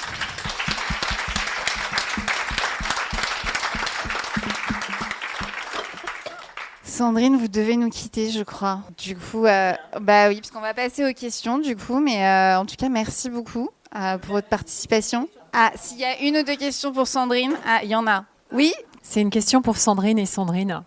Vous êtes dans un environnement tech où les codes sont largement définis par un héritage et des projections sociales qui ne sont pas très favorables, pas très inclusives, on va dire ça comme ça. Est-ce que votre exemple, vos actions, votre patte, vos épices ont changé le regard porté sur la diversité dans l'entreprise et est-ce que ça a eu un impact direct sur les équipes notamment ? Je viens toujours à cette question les équipes de tech. Alors peut-être chez Workday, parce que Believe c'est trop récent. Je peux commencer. Chez Workday, J'ai eu pas mal d'opportunités de mettre mon petit grain de sel dans tout ce qui était diversité, notamment parce que j'ai repris le lead. Enfin, ils avaient plein de ce qu'ils appellent des IRG, les communautés, des communautés à l'intérieur des sociétés, voilà. Et donc j'ai l'idée ce qu'ils appelaient le groupe Black at Work Day. Donc j'ai eu pas mal d'opportunités de mettre en avant la culture afro-caribéenne ou afro en général, parce que j'étais dans une boîte américaine, donc c'était afro-américaine, mais pour moi en Europe c'était afro-caribéenne. Donc j'ai eu cette opportunité de vraiment mettre mon petit grain de sel dans ce côté diversité, et aussi parce qu'on avait, surtout après les années Black Lives Matter, etc., il y a eu beaucoup d'opportunités pour moi en tant qu'RH dans une société, notamment en France, de passer ces informations sur la diversité. J'ai eu cette opportunité d'ouvrir les yeux sur pas mal de choses, de biais que certains managers avaient. Il y en avait peut-être 20 dans la salle, il y en a 2 qui ont compris et qui maintenant font attention quand ils recrutent ou quand ils discutent avec d'autres personnes ou quand ils ont besoin de faire des promotions, comme on en parlait tout à l'heure. Mais juste 2 personnes sur 20, moi j'étais déjà ravie. Parce que ça veut dire 2 personnes qui pourront en reparler, et juste ça permet de faire un changement majeur dans une société, même si ça prend du temps. Mais c'est des petites choses que j'ai réussi à faire, notamment chez Workday, et que j'essaie de continuer à faire chez Liv aujourd'hui. Moi, mon plus grand problème, comment j'ai fait tâche, très drôle, c'était parce que je n'étais pas ingénieur et que je faisais de la tech. Ça a été ça mon plus gros problème. Et j'en ai fait un atout, parce que justement, je ne pensais pas comme un ingénieur, mais comme quelqu'un qui est plutôt ingénieux. Et ça a créé ma différence. Après, vous rajoutez évidemment tous les trucs par-dessus, je suis une femme, noire, et ainsi de suite. Ça m'a permis d'apporter quelque chose à un environnement qui ne m'attendait pas. Et le fait de ne pas être attendu, aux surprises à chaque fois, c'est ça mon truc, ça crée justement cet élément de surprise. Et au début, quand on cherchait énormément de personnes pour faire du code, je parle il y a 25 ans en arrière, donc il y a certaines qui étaient encore à l'école primaire, bref. À cette époque-là, c'est vrai qu'il y avait une ouverture d'esprit parce qu'on avait besoin de gens pour coder. Donc il n'y avait pas les mêmes freins qu'on peut connaître aujourd'hui dans la tech. Le fait d'être une femme faisait peser sur mes épaules la suspicion de est-ce qu'elle y comprend vraiment quelque chose. Bon, oui, j'y comprenais quelque chose. Et c'est vrai que je suis arrivée tout de suite sur le poste de management dans les équipes techniques. Ensuite, quand j'ai été directrice du talent management pour Orange Innovation, donc c'était mon sujet principal, ça a été de féminiser les équipes dans un endroit où il y avait 80% effectivement d'hommes, il y avait quasiment aucune femme qui occupait des postes de management intermédiaire ou de direction. Donc, quand vous arrivez en tant que directrice du talent management dans une entreprise où Polytechnique est le saint graal du truc, vous n'avez même pas fait la moindre école d'ingénieur, et que vous expliquez qu'il faut recruter effectivement des femmes, vous comprenez mon histoire de bâtisseuse, machin, etc., qu'il faut tout péter, etc. Bon, ça m'a aidé énormément. C'est vrai que j'ai créé des programmes qui étaient extrêmement différents et qui ont permis justement, 1, d'inclure les femmes, 2, de faire de la diversité un véritable enjeu transfrontalier, ainsi de suite, ainsi de suite. Mais ça, quand on voit ma tête, on se dit, bon, bah voilà, oui, effectivement. Et puis, le fait que je sois là, et même aujourd'hui, quand je dirige un programme comme Femme Entrepreneuse, où on soutient 100 femmes à devenir de futurs leaders de demain dans la tech, le fait que je porte ce programme, certaines lauréates m'ont dit, bah, on est venu parce qu'on s'est dit, tiens, c'est aussi pour nous parce que tu as cette tête-là. Je dis, mais franchement, donc je serais de notre couleur, c'est un peu ridicule. Mais c'est vrai que ça facilite aussi le fait qu'on soit des leaders issus des diversités visibles, ça rend le chemin des possibles pour d'autres personnes. Et ça, je pense qu'il ne faut pas non plus le sous-estimer. Et c'est vrai que le porter, c'est une grande responsabilité parce qu'en plus, elles sont venues me voir en me disant, mais en plus, il faut qu'on fasse super et mieux que les autres parce que sinon, tu vas pas être fier de nous. Je disais pas, mais non, mais on va se calmer un peu, je suis pas votre mère pour commencer. Mais tout ça, c'est important. C'est-à-dire que notre visibilité nous rend effectivement, en quelque part, exemplaires. Et c'est vrai qu'assumer notre rôle de rôle modèle en tant que tel, puisqu'on devient et on a créé le chemin des possibles, nous donne une responsabilité qui est énorme. Bon, maintenant, je vais partir. Merci infiniment pour l'écoute. Merci, chers camarades de jeu. Merci. Mais là, il faut vraiment que je file parce que demain, justement, je lance la 8e saison de mon programme 100 femmes entrepreneuses. Merci à vous. Bonne chance. Est-ce qu'il y a d'autres questions? Moi, j'aimerais savoir si vous reconnaissez que dans les codes d'une culture ou d'un pays, il y a des non négociables et une autre partie qui permet la liberté et plus l'expression de tout ça qui nous appartient. Merci pour la question. Alors, je fais peut-être un petit step back pour y répondre sur ce que c'est que la multiculturalité. La multiculturalité, c'est vraiment cette coexistence de plusieurs facettes, de plusieurs cultures dans une personne ou dans un groupe de personnes. Et ça véhicule un ensemble de représentations, ça influence le langage et les valeurs et les représentations et les comportements, etc. Donc, pour répondre je me fais à ta question, c'est oui, il faut, et en tant qu'RH, je pense que tu confirmes, il faut composer avec cette part qui est un peu de non négociable, et c'est ces fameux codes dont on parlait, hein, et un ensemble de représentations, de valeurs, la façon dont on va se comporter dans le monde de l'entreprise au Japon, pour prendre vraiment des codes qui sont versus la façon dont on va se comporter dans une entreprise aux États-Unis ou en France. Ça, c'est pour un niveau pour parler de diversité de culture, en fait, de pays, mais également de culture même d'entreprise. La façon dont on se comporte quand on est chez Believe, tech, à la mode, alors tous, ils ont les petites chaussures New Balance, le petit truc, etc. Bon, moi-même, j'ai essayé de faire un peu tech aujourd'hui, voilà. C'est pas la même façon de se comporter quand on va dans le monde de la banque d'affaires, chez Lazare ou chez trucs. Donc, oui, et c'est je parlais d'agilité, je parlais de naviguer en fait entre divers mondes et de faire cette passerelle. C'est cette capacité à combiner en fait, à hybrider ces socles culturels, organisationnels, ces fonctionnements, ces codes même des fois qui ne sont pas énoncés, avec en fait ce que l'on a de soi, de propre, et à en faire en fait un levier d'enrichissement et un levier de performance collective. Non, mais si je peux rajouter en fait le fait d'observer aussi. Enfin, je sais que moi personnellement, j'ai changé de boîte entre la France et l'Angleterre, enfin entre l'Angleterre et la France d'abord, et ensuite en étant en France, j'ai dû travailler beaucoup avec des sociétés internationales, enfin des entités qui étaient basées en Europe et aux États-Unis, et même ces codes-là, en fonction des endroits où j'allais ou en fonction des pays avec lesquels je travaillais, j'ai dû les adapter. Parce que je sais qu'en étant en France, enfin en étant en Angleterre, les gens s'habillaient effectivement différemment que quand je suis arrivée à Paris, où ils étaient beaucoup plus classe. Je suis désolée de le dire pour les Anglais, mais c'est sûr qu'en France, on a un style totalement différent qu'en Angleterre, donc j'ai dû adapter ça. Je me souviens avoir des collants de toutes les couleurs, etc. Je les ai abandonnés en arrivant à Paris. Donc oui, il y a des codes qu'on est obligé d'adapter en fonction des cultures. C'est vrai que j'aurais pu continuer avec mes collants de couleurs, mais bon après, c'est un choix aussi personnel. Mais oui, il y a des codes en fonction des pays, il y a des codes dans les entreprises, et on n'a pas le choix de s'adapter à des moments à ces codes-là. Si, il y a d'autres questions. Oui, bonsoir.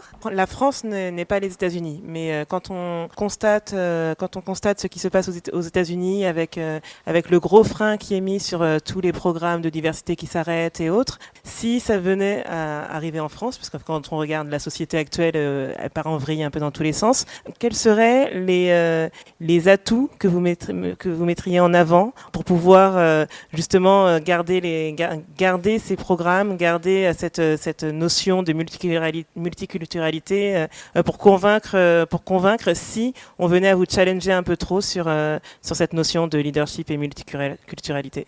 Merci pour la question super compliquée.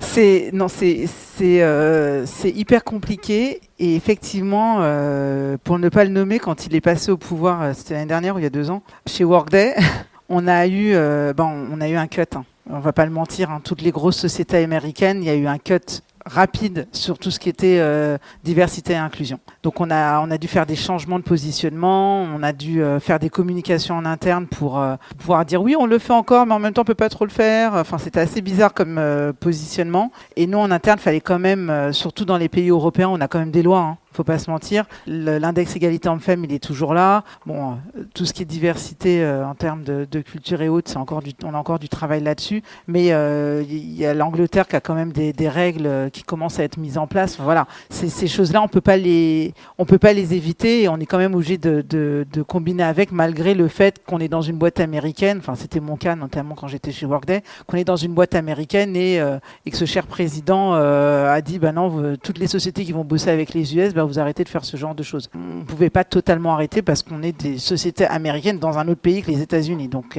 pas le choix. Mais là aujourd'hui, en étant dans une boîte française, on a quand même ce côté diversité et inclusion. Mais j'avoue, on a quand même ce challenge et ça dépend qui est en haut. Il faut convaincre les gens qui sont en haut. Et convaincre les gens qui sont en haut, c'est là la plus grande difficulté parce qu'il faut vraiment leur montrer que la diversité, le fait d'avoir des profils différents, c'est ce qui amène la créativité, c'est ce qui amène l'innovation, c'est ce qui amène les échanges et les débats innovants et intéressants. Et quand les gens viennent du même milieu avec les mêmes informations, les mêmes façons de penser, là, la société ne progresse pas, quoi. Et tant que les gens ne le remarquent pas, je pense que c'est là que notre positionnement est intéressant parce qu'il faut jouer là-dessus. Je pense que c'est la seule solution. Oui, écoute, je vais rebondir.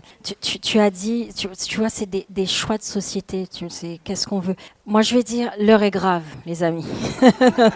Non, bon, moi, j'ose parler politique. On est à une période de crispations identitaires, de tous bords, partout, montée, des rejets de l'autre, de tous bords, de la femme, etc. Donc, on sait que c'est la femme qui sucre quand il y a, quand les droits commencent à reculer. Et je parle là parce que je suis femme professionnelle, mais je suis aussi mère d'une jeune femme. Voilà, ma fille est née à 22 ans, elle va finir dans quelques années ses études, elle sera elle-même une femme sur le marché du travail, extrêmement multiculturelle aussi. Là, comme on dit, le monde dans ses veines, elle est vraiment très multiculturelle. Et je me dis, dans quel monde elle va évoluer? Et ce que je fais à l'échelle individuelle, je prends plusieurs niveaux, c'est de lui dire, tu prends ta place. Voilà. Et donc, c'est you go, you get it. Tu prends ta place. Le deuxième, c'est à l'échelle de l'organisation. Et bien, dans l'organisation, moi, je ne suis pas à la RH et c'est pour ça que j'ai souhaité, Sandrine, que tu donnes ce point de vue-là. Mais moi, c'est keep calm and carry on. C'est la reine d'Angleterre. Ce que je dois faire qui est à l'aune, en fait, de mon compas moral. Mon compas moral, c'est celui de l'inclusion.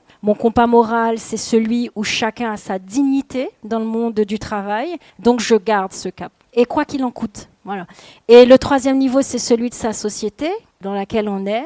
Nous sommes des vigiles, des vigilantes en fait. En tant que femmes, on a un double mandat en fait d'être des vigilantes pour tenir le cap, tenir en fait nos forteresses de multiculturalité, d'inclusion, d'équité. Donc c'est extrêmement important pour moi et c'est pour ça que je dis l'heure est grave. On est tous en fait témoins de la société que l'on lèguera demain à nos enfants à ce niveau-là. Merci beaucoup. Je peux dire un truc? C'est le moment où la nana, elle s'est trompée de rôle, elle a oublié qu'elle doit poser les questions, elle veut répondre elle aussi. Donc du coup, je vais faire très court évidemment, mais juste pour dire que sur ces questions-là, on a besoin d'alliés aussi. Vous intervenez en tant que professionnel et multiculturel, mais il se trouve que vous êtes aussi des femmes et des femmes non blanches. Mais en fait, j'aimerais que ce que vous avez posé là puisse être dit si on avait eu un panel masculin et blanc, par exemple. C'est-à-dire que la question de ce qu'on fait, si demain ça se passe chez nous, etc., et même de ce qu'on fait déjà aujourd'hui, elle va être effectivement, peut-être qu'on a un rôle augmenté quand on est concerné, visé à titre personnel, mais en fait, l'heure est grave, je te rejoins là-dessus, et on n'y arrivera pas tout seul. Donc l'idée, c'est que les personnes qui ne sont pas forcément visées, en tout cas au premier chef, par les systèmes d'inégalité, qui n'ont pas une multiculturalité qu'on leur reproche ou qu'on utilise, se sentent aussi concernées par le fait que c'est vrai que c'est bien, en fait, quand on ne se ressemble pas tous, ça peut être chouette, et prennent leur place pour dire ce serait bien qu'on mette un peu de diversité dans ce COMEX, dans cette équipe tech, voilà, on a vraiment besoin de plus que d'alliés, presque parfois de complices pour aller hacker le système. Oui, absolument. C'est pas une question, c'est un commentaire. Merci Alexia, parce que cette multiculturalité se voit pas toujours. On peut l'être et c'est un peu moins évident. Merci. Je sais juste pour faire une blague. Alors, on est dans un panel, effectivement là, on est toutes dans un camailleux de déclinaison de caramel et de marron. Mais dites-vous en fait que la multiculturalité, en tout cas moi telle que je l'embrasse, pour vous madame, vous pouvez être bretonne et basque. Sacré brassage multiculturel. Voilà. Ça peut être quelqu'un qui est sud-africain par son père et sénégalais par sa mère. Sacrée multiculturalité aussi. Donc moi j'aimerais qu'on ne pense pas la multiculturalité simplement sur une palette chromatique extrêmement dichotomique et binaire. C'est pas du blanc versus du noir. et il y a du beige, et c'est tout ce je- camailleux. Et c'est pour ça que je parle de système de représentation de culture qui coexistent en fait au Sénat. Donc c'était pour la petite boutade Ouais, pour et faire. juste pour partager une petite anecdote, je me souviens être en formation justement sur tous les biais professionnels. Et il y a un de mes anciens collègues qui avait dit c'est vrai que moi ça se voit pas, mais d'une, je suis mariée à une indienne. Mon fils est métissé indien. Moi, je suis blanc de 40 ans. Donc, à chaque fois, on me met dans la case blanc, quarantenaire et je ne comprends pas ce que je traverse, mais je suis en train d'élever un petit enfant métis et je ne sais pas du tout comment faire. Et parce qu'il faut que je lui apprenne tous il faut que je le prépare à toutes les problématiques qu'il va rencontrer. Et juste lui, en étant dans la catégorie blanc quarantenaire, il avait cette multiculturalité par sa famille. Donc, il ne faut pas juger par l'apparence. Oui, bonjour, merci beaucoup. Moi, j'avais une question un peu plus terre à terre, mais je me demandais si vous aviez des exemples concrets d'actions ou de programmes qui sont mis en place dans des entreprises françaises sur justement l'inclusion au sens multiculturel, parce que, enfin, moi, tout ce que j'ai vu jusqu'à présent, c'est vraiment, quand on parle d'inclusion, c'est égalité homme-femme ou handicap, mais ça va jamais dans le domaine de la multiculturalité. Et je voulais savoir si vous avez des exemples concrets. Mais ça, c'est parce que c'est du légal, donc ils n'ont pas le choix. Donc c'est sûr qu'il y a beaucoup on voit beaucoup ça parce que c'est légalement obligatoire d'embaucher un certain nombre de personnes avec un handicap ou parce qu'on a l'index égalité homme-femme et il faut avoir un certain score parce que sinon on commence à avoir des plans d'action obligatoires. Donc oui, c'est ce qu'on voit beaucoup. Je vais prendre l'exemple de Workday parce que c'est là que j'avais quand même un budget et je pouvais faire des choses. Mais c'est vrai que j'ai fait beaucoup de formations. Je viens d'en parler, où j'avais rencontré ce salarié qui parlait de sa multiculture. On a eu beaucoup de formations sur les biais en entreprise. Donc ça, c'est des actions qu'on a pu mener. On a eu beaucoup de formations sur qu'est-ce que la diversité en entreprise et comment ça fonctionne et comment on le met en place. Donc c'est ça aussi que j'ai pu observer. Et il y a plein de sociétés qui le font maintenant. Elles sont peut-être moins mises en avant sur ces dernières années, mais il y a plein de sociétés qui l'ont mise en place, qui peuvent s'adapter à l'entreprise dans laquelle vous êtes pour pouvoir le mettre en place. Et je pense que c'est ce que je disais tout à l'heure, même si on a 20 personnes dans la formation, on n'a que 2 qui ont compris et qui commencent à mettre en place ces politiques, c'est 2 personnes qui pourront ensuite passer le message. Donc si vous avez la possibilité de faire ces formations et de les mettre au sein de la société, c'est toujours ça de gagner. Après, je ne sais pas si tu as vu autre chose, toi, Belinda. Oui, alors je n'étais pas à l'ARH, donc je n'avais pas tous les éléments en fait de programme, par exemple de multicultural centric, on va dire. Mais chez HSBC, par exemple, où j'étais, il y avait un travail qui était fait avec une association qui s'appelle Mosaïque. Voilà. Et donc des assos en fait, et qui permettaient d'inclure en fait des jeunes issus des quartiers dits défavorisés ou de certains backgrounds dits non privilégiés, d'accéder à des métiers bancaires, des stages, etc.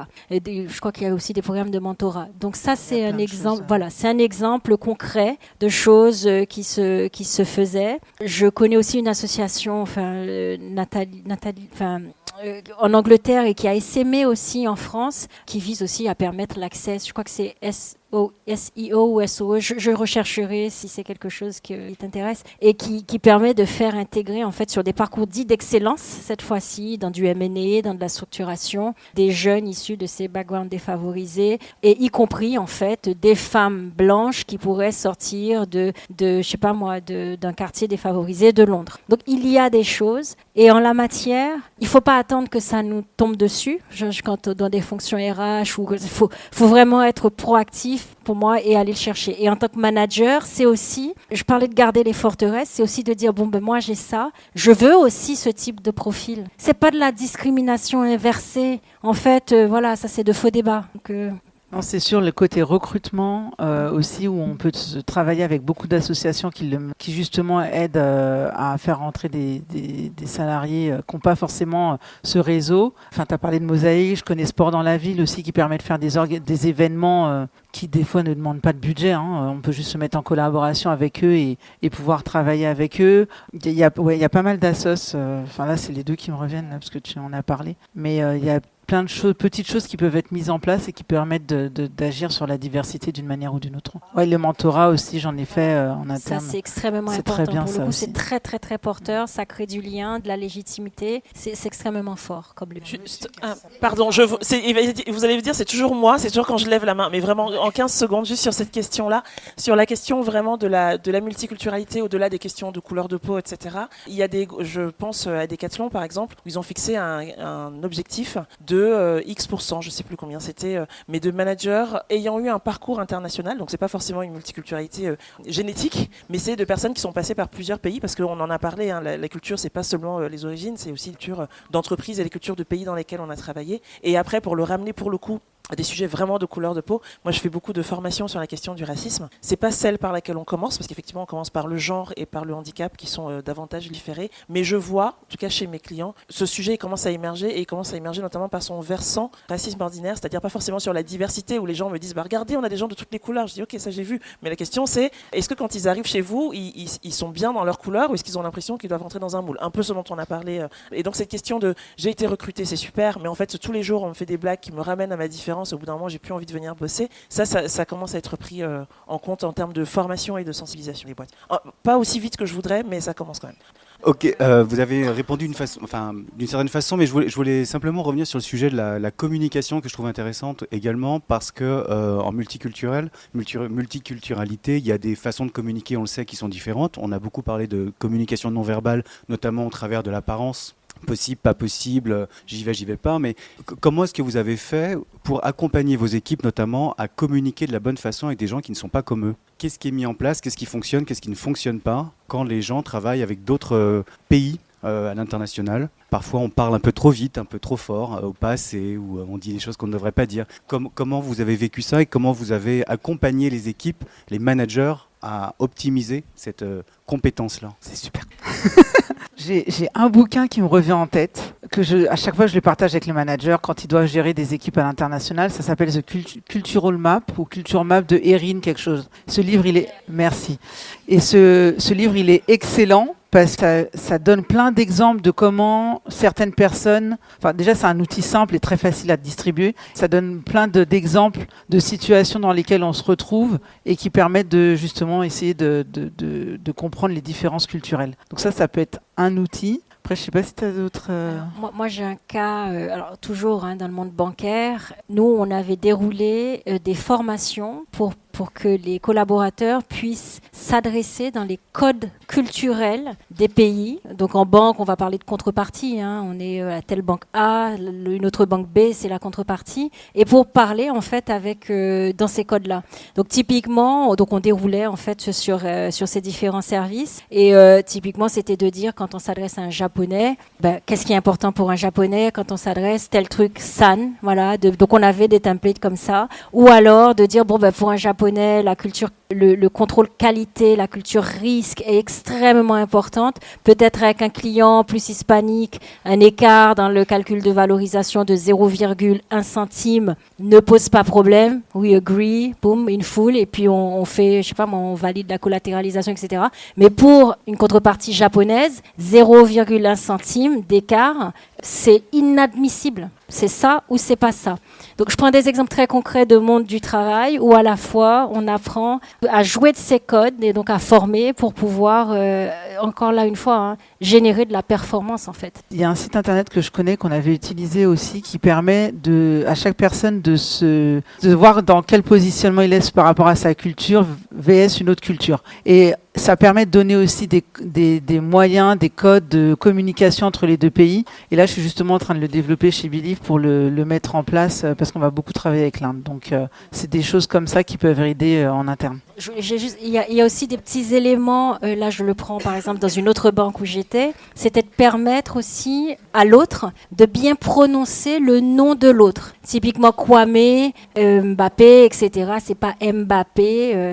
Donc il y avait des petits trucs comme ça sur l'ordi, sur le téléphone où on pouvait jouer en fait vocalement pour apprendre à bien prononcer le nom. Et ça va dans les deux sens. Donc des petites choses comme ça en entreprise que l'on peut mettre en place. Merci beaucoup. Je suis sincèrement désolée. Je vois des mains levées. C'est juste qu'on a dépassé 20h30, qu'on a la salle jusqu'à un certain certain moment et qu'on a promis qu'il y aurait un apéro. Du coup, ce que je vais vous proposer pour ceux qui ont les mains levées, c'est de venir vous voir après si jamais vous avez des questions spécifiques et je vous propose de commencer l'apéro du coup et d'échanger si ça vous va. Désolée pour les mains levées. Merci en tout cas.